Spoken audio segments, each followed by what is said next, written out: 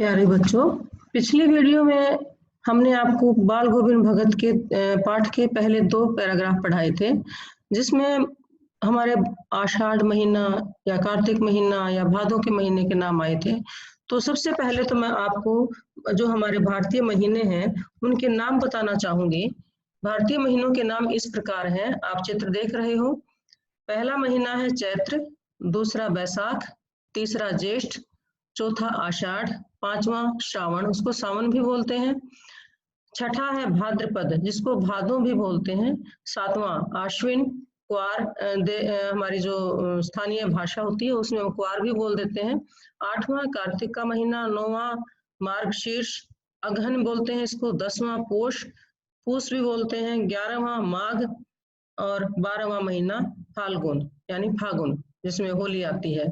तो ये हमारे 12 महीने हैं। इन महीनों के नाम उस महीने में जो पूर्णिमा में के समय चांद जिस नक्षत्र में होता है उसी नक्षत्र के हिसाब से उस महीने का नाम होता है। विस्तार पूर्वक आपसे जब हम क्लास में मिलेंगे तब आपसे बात करेंगे कि इन महीनों के नाम ऐसे क्यों रखे गए हैं। लेकिन अब हम पाठ पढ़ेंगे। कार्तिक आया नहीं कि बाल गोविंद भगत की प्रभातियां शुरू हुई, जो फागुन तक चला करती। अब इसमें देखो, एक नाम आया कार्तिक, एक है फागुन। कार्तिक और फागुन ये वहाँ की जो लोकल भाषा है उसमें प्रयोग किया जाता है। वैसे इसका नाम है कार्तिक और फाल्गुन। कार्तिक कृतिका नक्षत्र के कारण कार्तिक नाम पड़ता है और फागुन फल्गु नक्षत्र के कारण फाल्गुन नाम पड़ा है।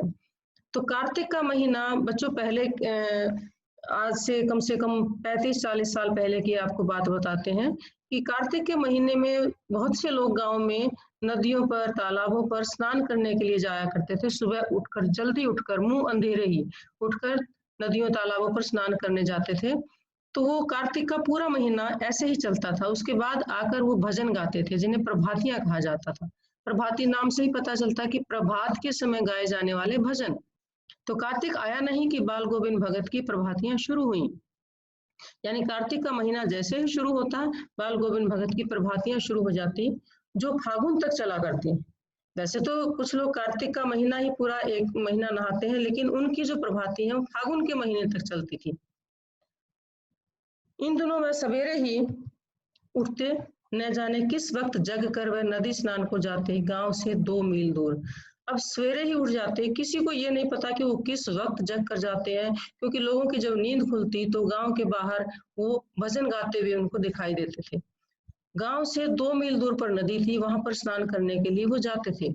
वहां से नहा धोकर लौटते और गांव के बाहर ही पोखरे के ऊंचे भिंडे पर अपनी खंजड़ी लेकर जा बैठते। खंजड़ी के बारे में पहले भी मैंने आपको बताया था कि साधु लोग जब भजन गाते हैं तो अपने पास वो जो वाद्य यंत्र डफली की तरह का बताया था वो लेकर बैठते हैं, उसको बजाते हैं। और पोखरा होता है तालाब, तालाब के ऊंचा भिंडा होता है, थोड़ा ऊंचा चबूतरा टाइप जो बना देते हैं, थोड़ा मिट्टी वहां पर जमा करके एक चबूतरा बना देते हैं जहां पर वो बैठकर भजन गाते थे। तो पोखरे के ऊंचे भिंडे पर अपनी खंजड़ी लेकर जा बैठते और अपने गाने टेरने लगते माने गाने लगते। कबीर के भजन गाते थे वो हमेशा, क्योंकि कबीर के ही भक्त थे, कबीर के ही अनुयायी थे। अब लेखक कहता है कि मैं शुरू से ही देर तक सोने वाला हूँ, किंतु एक दिन माघ की उस दांत किटकिटाने वाली भोर में भी उनका संगीत मुझे पोखरे पर ले गया था। अब लेखक अपने बारे में बता रहा है कि मैं शुरू से ही देर तक सोने वाला हूँ, लेकिन एक दिन माघ का जो महीना होता है बहुत जबरदस्त ठंड का महीना होता है, दांत किटकिटाने वाली ठंड होती है, और वो भी सुबह सुबह जब सूर्य निकला भी नहीं है। उनका संगीत मुझे पोखरे पर ले आया था कि जब वो नींद खुली, उनके भजन के बोलों से उनकी नींद खुली लेखक की, तो वो उन आवाज का पीछा करते करते वहां पर पहुंच गए जहां बाल गोविंद भगत बैठे हुए भजन गा रहे हैं। तो उनके संगीत से वो खींचे चले गए थे लेखक। अभी आसमान के तारों के दीपक बुझे नहीं थे। अब आसमान के तारों के दीपक क्या हुए कि आसमान में जो तारे चमक रहे थे अभी वो बुझे नहीं थे, यानी अभी दिन नहीं निकला था, आसमान में तारे दिखाई दे रहे थे। क्या आपको दिन में तारे दिखाई देते हैं? बिल्कुल नहीं, क्योंकि वो जब अंधेरा होता है, सूर्य नहीं निकला होता, तब तक ही आसमान में तारे दिखाई देते हैं, उसके बाद नहीं दिखाई देते। हाँ, पूरब में लोही लग गई थी जिसकी लालिमा को शुक्र तारा और बढ़ा रहा था। पूर्व दिशा, ईस्ट, लोही लग गई थी। लोही लोहित शब्द से बना है। लोही लगना होता है जब सूर्य निकलता है पूर्व दिशा में, तो उस समय उस दिशा में आसमान लाल रंग का दिखाई देता है, उसे कहते हैं लोही लगना। कि जब सूर्य निकलता नहीं है, निकलना शुरू होता, उससे पहले ही आसमान में लालिमा दिखाई देती है, और उस समय शुक्र तारा भी दिखाई देता है, तो शुक्र तारा भी उसमें लाल रंग का दिखाई देता है।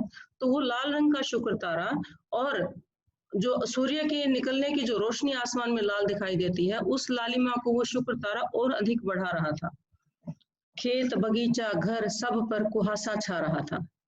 अब माघ का महीना है, तो ठंड है और धुंध भी पड़ती है, कोहरा भी पड़ता है।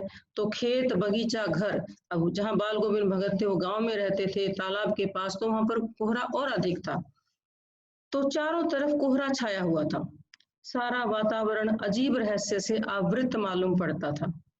अब ऐसे लगता है जैसे कुछ ढका हुआ है, क्योंकि कोहरे में हमें स्पष्ट दिखाई नहीं देता।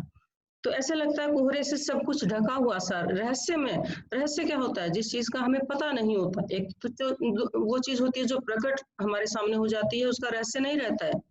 लेकिन रहस्य किसका होता है? जो हमें स्पष्ट दिखाई नहीं देता, साफ से पता नहीं होता, जिसका, उसे रहस्य कहा जाता है। तो वातावरण अजीब रहस्य से आवृत, आवृत माने ढका हुआ, जैसे एक आवरण सा पड़ा हुआ है वातावरण के ऊपर कोहरे का।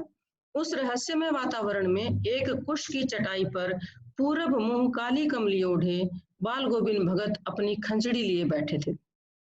और उस वातावरण को लेखक ने कहा कि वो एक रहस्यमय वातावरण लग रहा था, क्योंकि चारों ओर स्पष्ट कुछ दिखाई नहीं दे रहा था, धुंधला धुंधला सा था सब कुछ। और उस वातावरण में एक कुश की चटाई, कुश एक घास होती है, बहुत ही पवित्र मानी जाती है, पूजा में भी उसका प्रयोग किया जाता है, और कुश का आसन भी पूजा के लिए बहुत अच्छा माना जाता है। तो कुश की चटाई बना रखी थी, उस पर वो नीचे बिछाकर अपना मुंह पूर्व की ओर करके, पूरब यानी पूर्व, पूर्व दिशा की ओर मुंह करके, क्योंकि पूर्व दिशा में सूर्योदय की दिशा होती है पूर्व दिशा, और पूर्व दिशा में मुंह करके हम पूजा करते हैं, क्योंकि पूर्व दिशा में जब सूर्योदय होता है तो वो ऊर्जा, प्रकाश और तरक्की का, उन्नति का प्रतीक माना जाता है। तो हम कोई भी शुभ काम करते हैं तो हमारा मुंह हमेशा पूर्व दिशा की ओर होता है, खासतौर पर पूजा करते समय।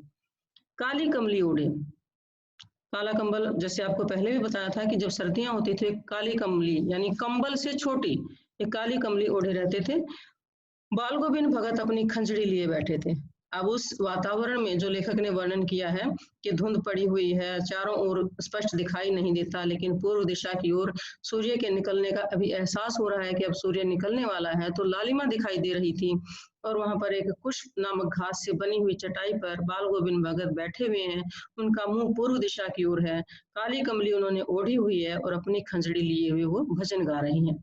उनके मुंह से शब्दों का तांता लगा था, उनके मुंह से लगातार शब्द निकलते जा रहे थे, यानी रुक नहीं रहे थे, वो निरंतर गा रही थी।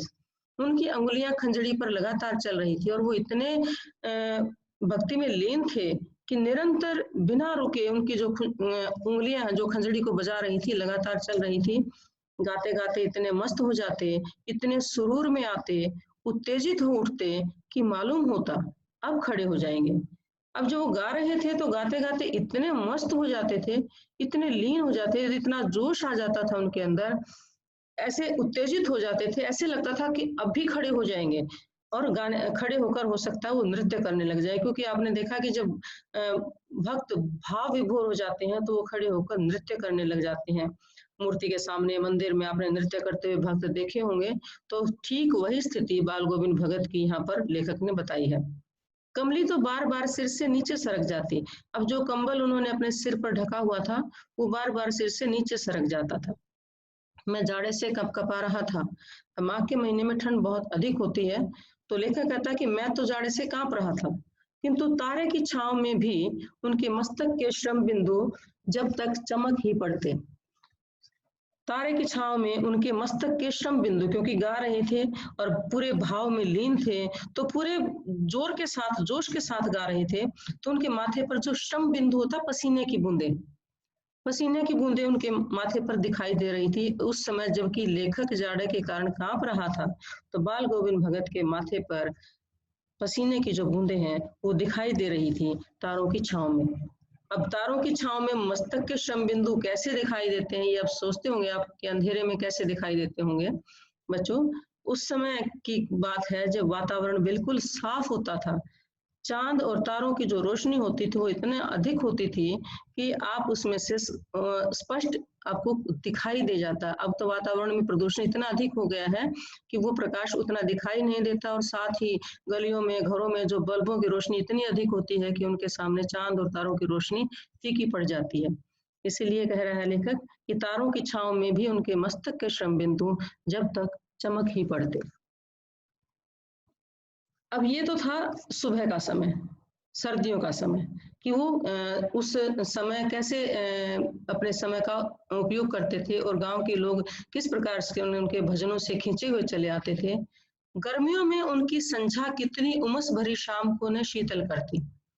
सर्दियों की तो बात छोड़िए, गर्मियों में भी जो वो गीत गाते थे, जो भजन गाते थे, उनकी संध्या यानी उनकी संध्या, जब वो शाम को संध्या करते थे तो उनकी उमस भरी जो शाम होती है गर्मियों की, जिसमें उमस होती है, ह्यूमिडिटी होती है, पसीने नहीं सूखते हैं, गर्मी से बेचैनी हो जाती है, लेकिन उनकी संध्या से लोगों को शीतलता मिलती थी।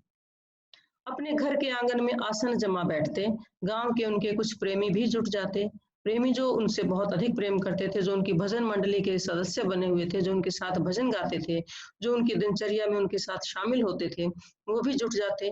खंजड़ियों और करतालों की भरमार हो जाती। खंजड़ियां और करताल, करताल होती है जो हाथ में वो लेके चिमटा टाइप होते हैं जो बजाते हैं, उनकी यानी सभी के हाथों में, किसी के हाथ में खंजड़ी है, किसी के हाथ में करताल है, वो सभी बजाने लग जाते थे। एक पद बाल गोविंद भगत कह जाते, उनकी प्रेमी मंडली उसे दोहराती तिहराती। एक पंक्ति को भजन की एक पंक्ति को बाल गोविंद भगत गाते, तो उनकी जो प्रेमी मंडली थी, जो उनके दूसरे और अनुयायी थे, वो उसे दोहराते तिहराते, यानी दोहराते यानी दूसरी बार गाते, तिहराते तीसरी बार गाते, यानी बार बार उस पंक्ति को गाते रहते थे। धीरे धीरे स्वर ऊंचा होने लगता, और यही स्वर जो है, जो शुरुआत करते थे, उसके बाद वो स्वर इतना ऊंचा हो जाता था, एक निश्चित ताल, एक निश्चित गति से, यानी सभी भक्ति में लीन हो जाते, सभी भाव में लीन हो जाते। उस ताल स्वर के चढ़ाव के साथ श्रोताओं के मन भी ऊपर उठने लगते। अब ये जो भजन है, ये केवल मुंह से निकले हुए शब्द नहीं है, ये श्रोताओं के दिलो दिमाग पर छाने वाले होते थे, और श्रोताओं के मन भी जैसे इतने हल्के हो जाते थे, इतने भाव विभोर हो जाते थे कि वो ऊपर उठने लगते। धीरे धीरे मन तन पर हावी हो जाता, होते होते एक क्षण ऐसा आता कि बीच में खंजड़ी लिए बाल गोविंद भगत नाच रहे हैं, और उनके साथ ही उनके तन और मन नृत्यशील हो उठे हैं। अब जो मन है वो तन पर हावी हो जाता है, यानी जो वो लीन, जब हम किसी काम में इतना लीन हो जाते हैं तो हम अपनी शरीर की शुद्ध बुद्ध खो देते हैं। हमारा मन हमारे तन पर हावी हो जाता है, हमारा मन इतना अधिक लीन हो जाता है उस चीज में कि हमें अपने तन मन की शुद्ध बुद्ध नहीं रहती।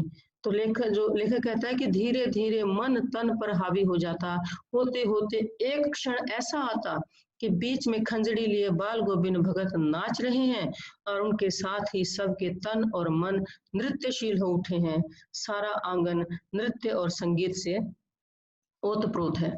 अब सभी नाच रहे हैं, गा रहे हैं, भक्ति भाव में ओतप्रोत, और पूरा आंगन नृत्य और संगीत से ओतप्रोत है, यानी ऐसे लगता है पूरे आंगन में नृत्य और संगीत जैसे लीन हो गया है, उसके अंदर रच बस गया। ओतप्रोत होना है, उसी में रच बस जाता है जैसे।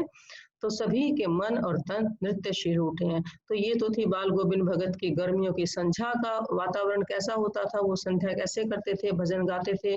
तो गर्मियों की शाम को वो शीतल करते थे, और सुबह सवेरे सर्दियों में जब माघ का महीना होता था, लोगों के दांत किटकिटाते थे, उस समय वो पता नहीं रात को किस समय उठकर नदी पर स्नान करने के लिए चले जाते थे, और वहां से आकर गांव के बाहर तालाब के किनारे बैठकर भजन गाते थे, और बहुत से लोग वहां पर पहुंच जाते थे। तो ये उनके संगीत और उनकी भक्ति का असर था। अब आगे का जो पाठ है वो हम अगली वीडियो में बताएंगे।